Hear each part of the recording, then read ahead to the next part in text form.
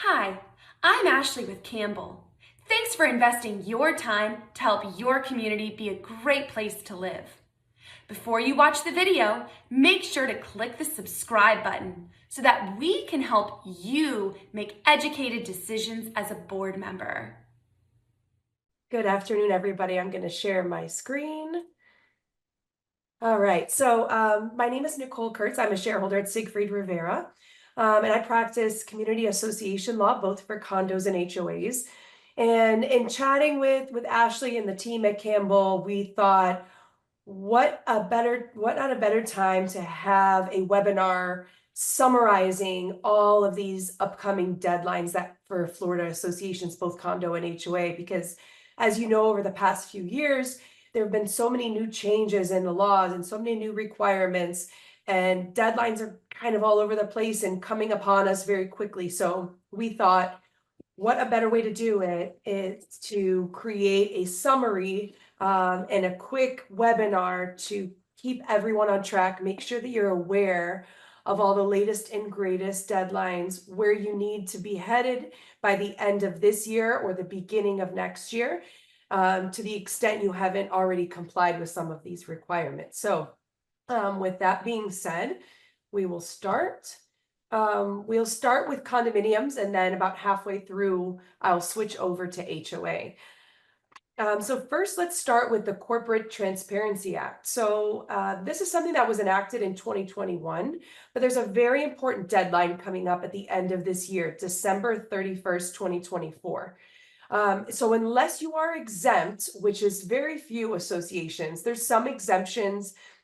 For example, if an association has at least 20 direct full-time employees, not board members, not management companies, but actual direct association employees, a physical office in the US, and at least $5 million in gross receipts, then you could potentially be exempt from this requirement.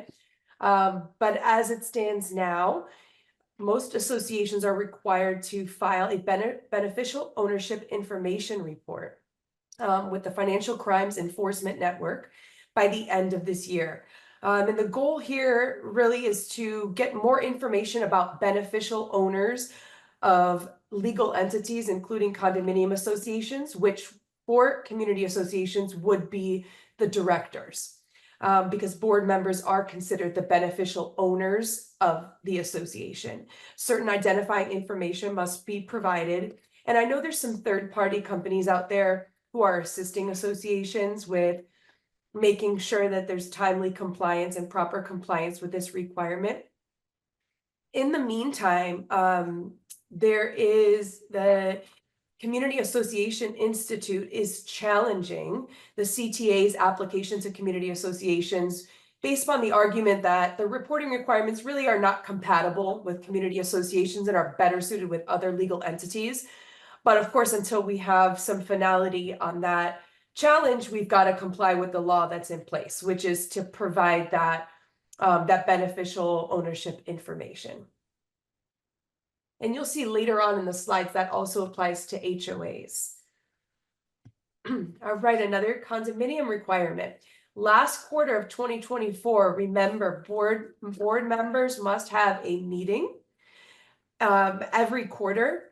And so the last quarter, if you haven't had your meeting yet, please be sure to schedule it. There's a new legal requirement for condominium association boards to meet at least once per quarter. And there's got to be an agenda line item for that meeting, allowing members to ask questions of the board. So remember, if you haven't had that meeting, work with your management company to get it on the books and so you comply with the law. Hey, another December 31st, 2024 requirement and deadline for condos. Associations existing before July 1st, 2022 and controlled by unit owners have got to perform their SIRS, their Structural Integrity Reserve Study, by December 31st, 2024. Now remember, that's the somewhat new requirement to have the study that's done at least every 10 years. It can be done more frequently.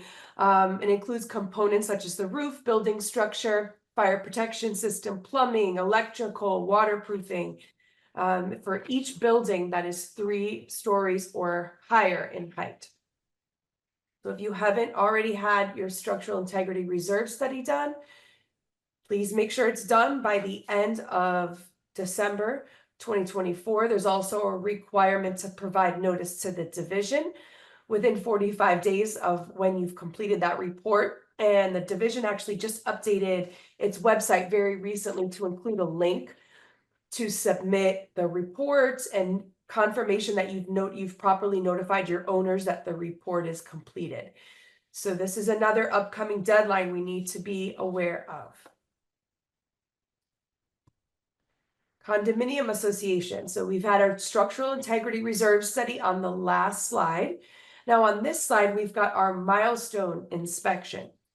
So if your building, this is in most cases, if your building has reached 30 years of age, by July or before July 1st, 2022, your milestone inspection, which is that phased structural inspection that's done by an engineer every 10 years, it's got to be done by December 31st, 2024.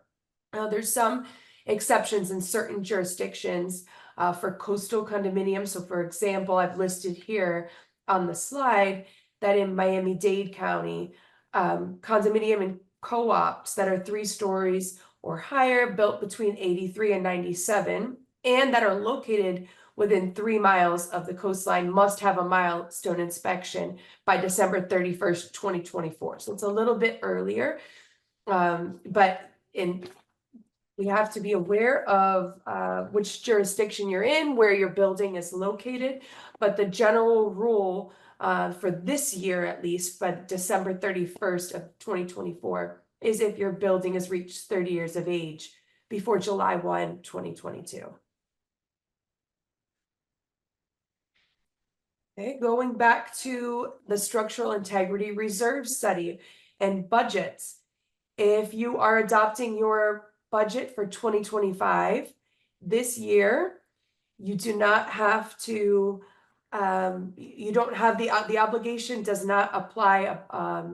I'm sorry, the obligation or the restriction rather on waiving or partially funding your reserves for the structural integrity reserve items, which again, roof, building structure, fire protection system, plumbing, electrical, waterproofing windows.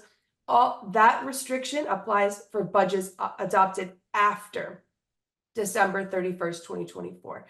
So if you're adopting your budget for 2025 this year before that date, then that restriction does not yet apply to you, which is in the case for most associations, but it's something to be aware of.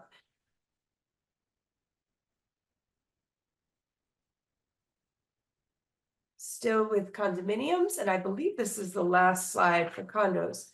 The minimum radio strength requirement, January 1st, 2025, is when the work must be completed, but your permits have to be in by January 1st, 2024. You may remember this from a few years ago. A legal requirement was put in place to make sure that there's some reliable communication systems within condominium buildings in the case of an emergency. So in many associations, amplifiers would need to be installed in different areas of the building to make sure that first responders can communicate with each other in the event of an emergency within your building. So, so again, you have to have your permits in for that work for the and two-way radio communication enhancement systems by January 1st, 2024 for all high-rise buildings. And the work itself needs to be done within a year from then, January 1st, 2025.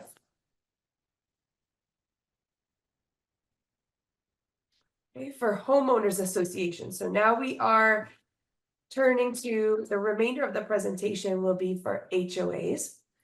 So unless exempt, and this is very, just as with the condominium associations, unless exempt, homeowners associations must file beneficial owner information report by the end of this year, December 31st, 2024. Just as with condos, this is a requirement created by the Corporate Transparency Act, requiring certain board members identifying information to be provided.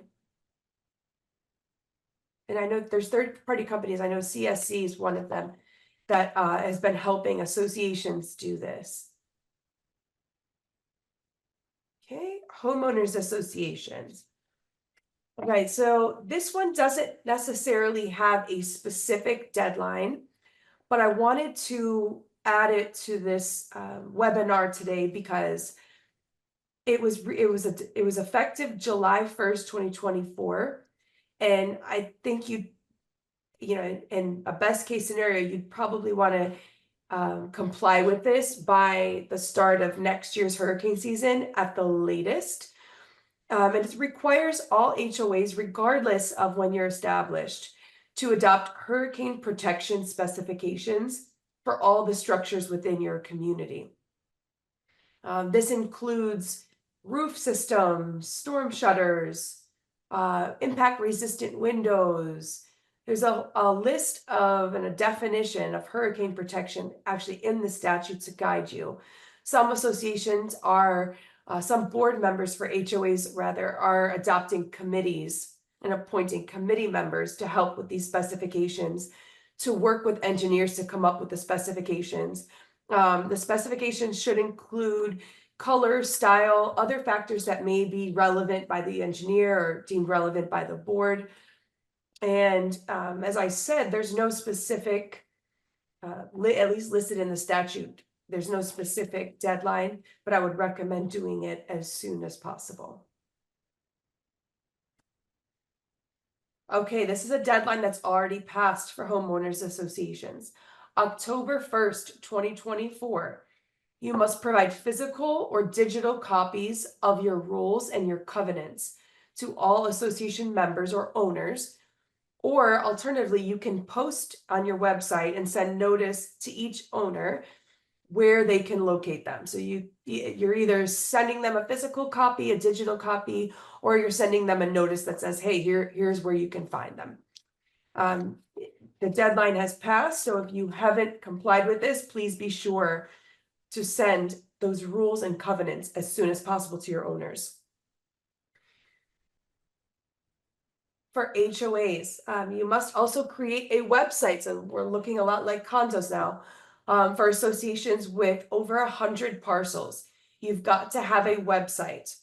On the next slide, we'll look at the items that need to be in the website, but it's important to remember January 1st, 2025 is your deadline to create a website. And I know there's management companies, I'm sure Campbell does it, to assist in maintaining and help organizing that website, especially since they're keeping a lot of and organizing a lot of the association's records in most cases anyway. Okay, so the records that have got to be on that website posted, or they can also be available through a mobile application. Much like the condo requirement, articles of incorporation as well as amendments, bylaws and amendments to the bylaws, declaration and amendments to declaration, rules, certain contracts, the association's insurance policy, budget, financial reports, director certification forms. So January 1st, 2025 is our deadline for that. And I think that's all of our key deadlines. Yes. So here's my contact information.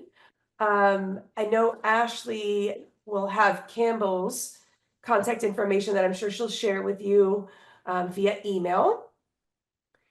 And let's see, what is that? All right, so let me look through here really quickly. I know we finished a little bit early. Let me look through some of these questions. Let's see. They start here. Okay.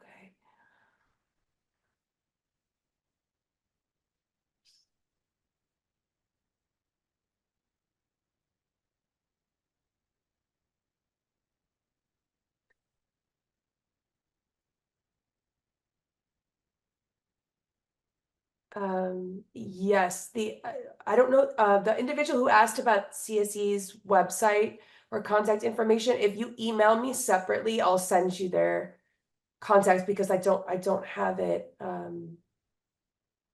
in front of me. Hurricane protection is not required for condos. Oh, it's not that it's not required, it's just that the new law, condos already had a hurricane specification requirement in the statute. HOAs did not. So that's a new requirement for HOAs, a new deadline for HOAs rather.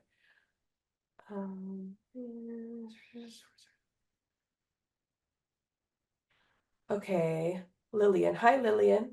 If reserves won't be included in 2025 budget. So for the SERS reserve components, you're if they, I'm trying to understand your question, it won't need to be included. You don't, the long and short of it is that you are not able, for any budget that's adopted in 2025, you are not able to partially fund or waive those SERS components. If you have specific questions other than that with specific facts, we can discuss them offline, but the basic premise here is that for those Part G or subsection G, I'm trying to list here for you. The roof, building structure, fire protection system, plumbing, electrical, waterproofing windows. For those components, any budget that's adopted after December 31st, 2024, which in most cases will be the 2026 budget for associations, that will not, members will not have the ability to waive or partially fund those components. Okay, how does it board members? I believe all so for the BOI report, the Corporate Transparency Act, I believe all board members are required. But again, I recommend, I haven't done the actual submittal of a BOI myself. So I recommend that you work with a company that specializes in doing that, a Corporate Transparency Act, to confirm for your association whether it may apply to just your officers or whether it may apply to all your directors.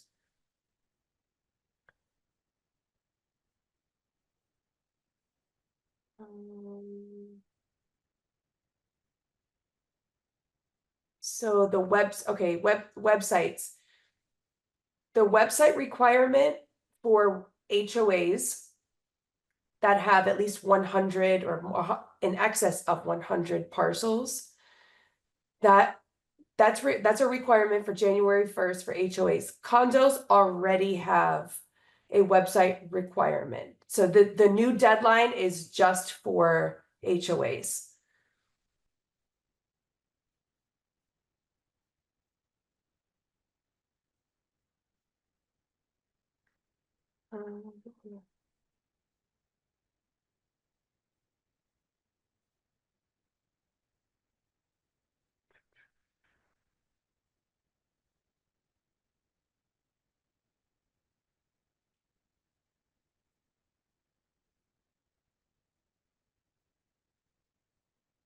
I'm trying to find the questions that are more general.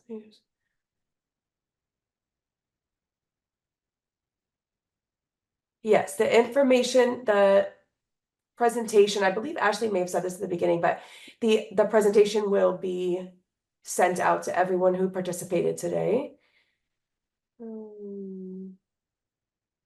This one I answered. Oops.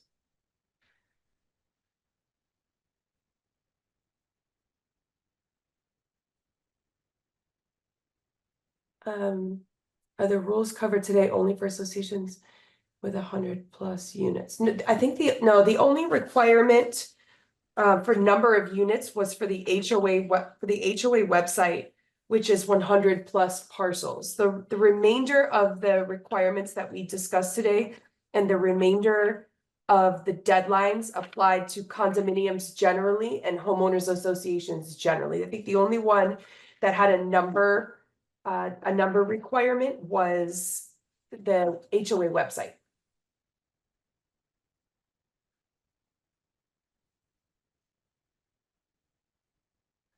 The quarterly meeting for condominium associations, it's a board meeting requirement. So the statutes say that associations must hold at least one board meeting. Of course, in condominium associations, you hold board meetings for all the time for different issues. For example, when you are approving a budget, you'll hold a board meeting. If you're making a decision on a contract, you'll hold a board meeting.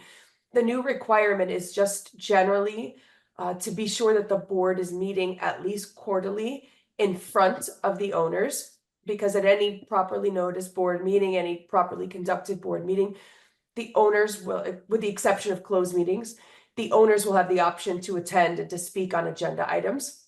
So the statute is creating a requirement for condo boards to meet in front of the owners at least quarterly, and in that board meeting, there's got to be an agenda item allowing owners to ask questions of the board.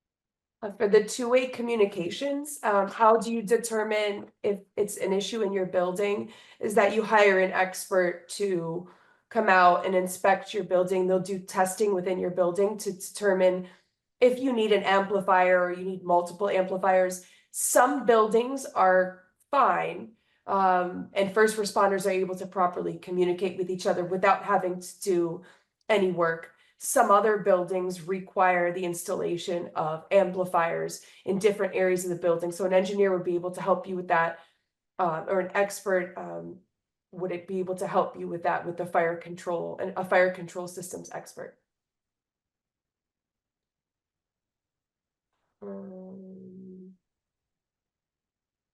Closed meeting, yes, so closed meetings are permitted for condos. I assume this question is, that's what we were discussing. Yes, closed meetings are permitted for certain limited circumstances. So if you're meeting to discuss a personnel issue, or if you're meeting to discuss with the association's attorney to discuss pending litigation, then you can have a closed meeting.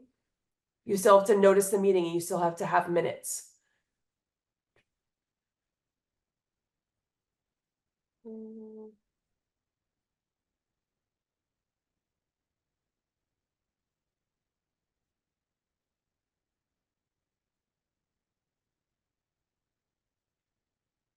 Okay. All right.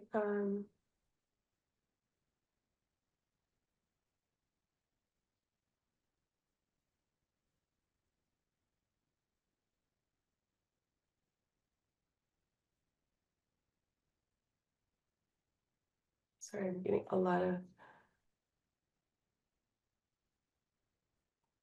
Can I find one more that may be general?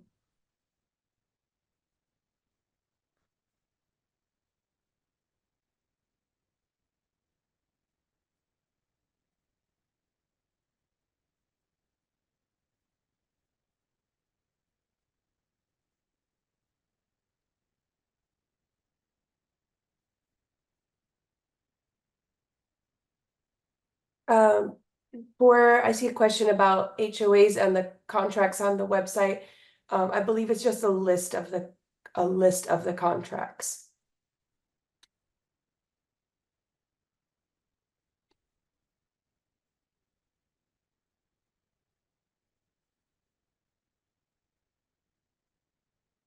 Okay. All right. I think I tried to pick through as many of the general questions as possible. We've got a lot of them here.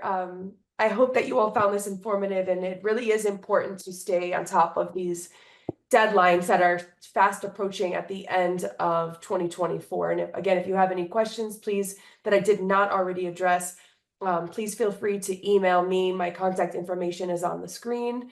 And Ashley, I'll let you take it from there. Perfect. Thank you so much, Nicole. We really appreciate it. Like Nicole said, if your question wasn't answered, please go ahead and reach out. Her email is right there on the screen. I will be emailing out the entire presentation, the video recording of this webinar, and then I will also include in that email Nicole's contact information, so you have that in case you're not able to get it right now. And I think that's it. I hope everyone has a great day.